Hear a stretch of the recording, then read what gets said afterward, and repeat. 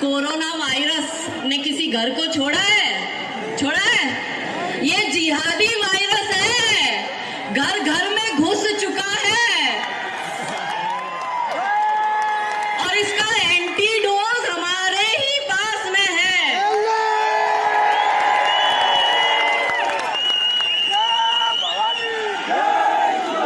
अस्सलामुअलैकुम दोस्तों, welcome to secular मियाँ भाई चैनल। ये वीडियो उत्तर प्रदेश मेरठ मवाना की बताई जा रही है, जहाँ पर दो लड़कियां अपने गैर मुस्लिम आशिक के साथ लंच करते हुए दिखाई दे रही है। घर में तरकारी पका के गैर मुस्लिमों के साथ होटलों में जाके नॉनवेज खा रही है। दोस्तों, हमारे बुजुर्गों ने एक बात कही है, लातों के भूत बातों से नहीं मानते। जी हाँ, और ये जो काजल हिंदुस्तानी है, ये लातों के भूत है जो बातों से नहीं मानती। काजल हिंदुस्तानी का ये वीडियो वायरल हो रहा है, जो मुसलमानों को कोरोना से भी खतरनाक बता रही है। ये कह रही है कि मुसलमानों को मस्जिद और मदरसे के अंदर हिंदू लड़कियों को किस तरीके से जाल में फंसाया जाता है, उसकी ट्रेनिंग मिलती है। नौज़बिल्लाह। इसने कहा कि क्या कोरोना ने किसी को छोड़ा नहीं, वैसे ही जिहादी वायरस भी घर घर में घुस चुका है और इसका एंटीडोज हमारे ही पास है, इसका कहना है।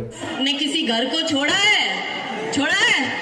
ये जिहादी वायरस है, घर घर में घुस चुका है और इसका एंटीडोज हमारे ही पास में है।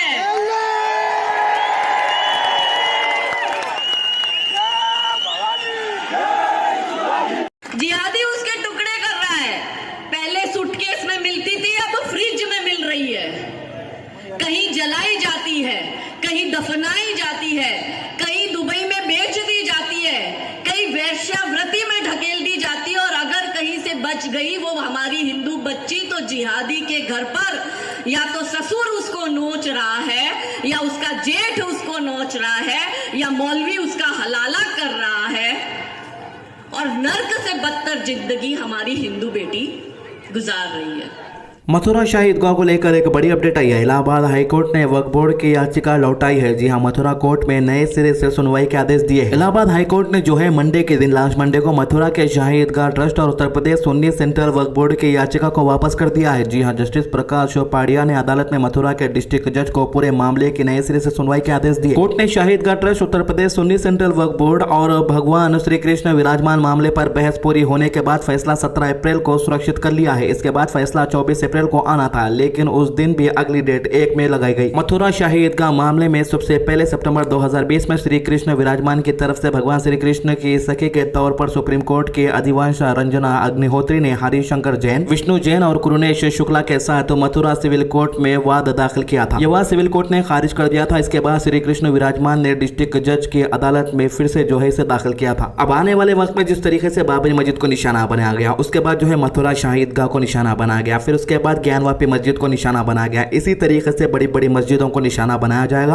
और कहा जाएगा कि हमारे कुछ फलाने लोग यहाँ पर पैदा हो गए थे। अब जाहिर सी बात है, सारे के सारे जो है पहचानने वाले लोग यहीं पर मस्जिदों के अंदर पैदा कैसे हो गए? अगर से कोई मस्जिद के अंदर पैदा भी हो गया है तो फिर हिस्ट्री इस बात की गवाही क्यों नहीं देता? असल मकसद तो ये है कि जिस तरीके से बुलंद मुकाम पर बाबरी मस्जिद बनाई गई थी, उस तरीके की बाबरी मस्जिद देखकर अनभक्तों को चुरका लगता था, जिस तरीके से अब ये मथुरा शाही ईदगाह को देखकर चुरका लगता है। आप कितने भी दूर से देखें, जैसे कि आप देख सकते हैं काफी दूर से ये वीडियो लिया गया है मथुरा शाही ईदगाह का, इसके बावजूद भी मीनार जो है बुलंद दिख रहे हैं। ये नहीं चाहते कि 800 साल मुसलमानों ने जो हुकूमत की है किसी चीज का सबूत रहे। असदुद्दीन ओवैसी ने कहा कि आपकी भी कोई अहमियत नहीं है, इसलिए पुलिस की हिरासत में कोई भी जाकर गोलियां मार कर चला जाता है।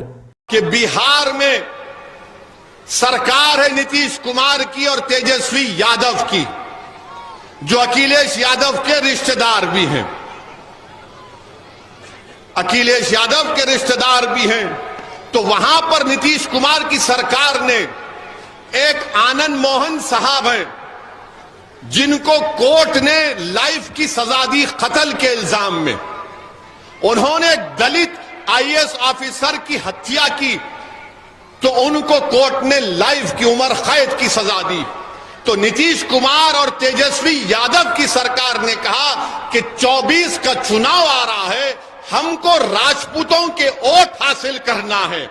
इसीलिए जो जेल का मैन्यूल होता है, जिसमें लिखा गया कि अगर कोई गवर्नमेंट के सर्वेंट को, अगर कोई कर्मचारी को सरकार की हत्या करेगा तो उसको रिमिशन माफी नहीं मिलेगी, कानून बदल दिया। वो जेल से निकल रहे हैं, निकल गए हैं।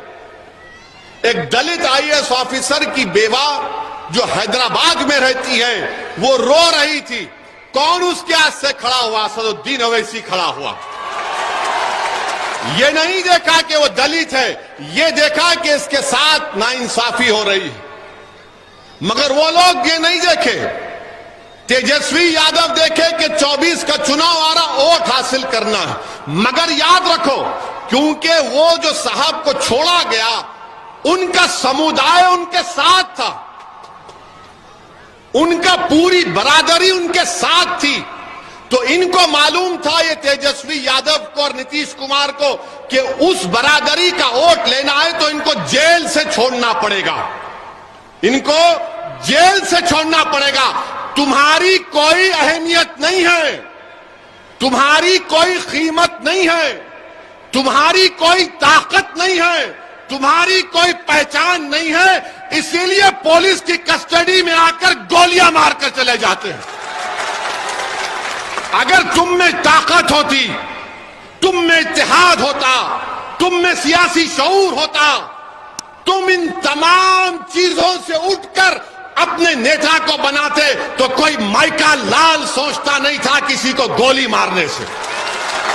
और अफसोस यह है कि तुम मेरी इस बात पर थाली बजा रहे हो, तुम थाली बजा रहे हो। देखो बेबसी, देखो आपकी, आपका थाली बजाना बेबसी है। मैं थाली बजाने के लिए नहीं कह रहा हूं। आप यहां से जब उठकर जाएंगे तो एक पैगाम और फिक्र लेकर जाएंगे कि 4 तारीख को हमको वोट देना है। किस लिए देना है? कि आपको अपनी कीमत बताना पड़ेगा, आपको अपनी ताकत बताना पड़ेगा। याद रखो, लोकतंत्र में, जमहूरियत में, जब तक आप अपनी अहमियत को नहीं बताएंगे, कोई आपकी इज्जत नहीं करता है। इनको मालूम ये कहां जाएंगे बेचारे टोपी पहनने वाले। इनको योगी और मोदी का नाम लो, ये दौड़ते हुए जाएंगे और हमको वोट दे देंगे। मैं आपसे क्या कह रहा हूं, योगी और मोदी को भी हराएंगे 24 में, मगर अपने आप को तो कामयाब करो, अपने आप को तो कामयाब करो। कब तक सिर्फ वोट डालने वाले बनोगे? वोट कब लोगे मेरे भाइयों और बहनों? आप वोट कब लेंगे? वोट लेने वाले तो बनो। तो बीजेपी ने अपने ऑफिशियल ट्विटर अकाउंट से ट्वीट किया था। ये ट्वीट का डेट भी मैं आपको बता देता हूँ, 25 फरवरी 2018, और ये ट्वीट किया गया था 7:21 पर रात में। कहा गया था कि 2022 में सिर्फ कर्नाटका नहीं बल्कि पूरे इंडिया के पास, यानी इंडिया के अवाम के पास पक्का घर रहेगा। और लिखा गया है कि this is a promise by Narendra Modi government. ये अमित शाह ने कहा था। पक्का घर तो सभी को नहीं मिला, मगर जिसके पक्के घर थे वो भी बुलडोजर से तोड़ दिए गए हैं। तो इनका नाम है अवेश खान। कल के मैच के अंदर जो चिंगारी आप देखे थे, इन्होंने डाल के चले गए थे। कल बेंगलोर और लखनऊ के मैच के अंदर गौतम गंभीर और विराट कोहली के बीच में जबरदस्त बहस देखने को मिली। अब समझ में ये भी नहीं आ रहा है कि जिसको पब्लिक ने जो है चुना है, मेंबर ऑफ पार्लियामेंट बनाया है, वो क्रिकेट के मैदान में क्रिकेटरों से बहस करते हुए दिखाई दे रहा है। हालांकि विराट कोहली ने भी जबरदस्त जवाब दिया है। कल का टकराव वायरल होने के बाद विराट कोहली और गौतम गंभीर के 100% मैच फीस को फाइन किया गया है। वहीं नवीन उल हक की 50% मैच फीस फाइन किया गया है। नबी करीम सल्लल्लाहु अलैहि वसल्लम ने फरमाया कि जो चाहता हो कि उसके रिस्क में बरकत हो और उसकी उम्र लंबी हो, तो वो सिला रहमी यानी रिश्तेदारों से अच्छे ताल्लुकात बनाए। सही बुखारी 5986। वीडियो को ज्यादा से ज्यादा शेयर कीजिए, नमाज की पाबंदी कीजिए, कुरान की तिलावत कीजिए और दुआ में याद रखिए। अल्लाह हाफिज।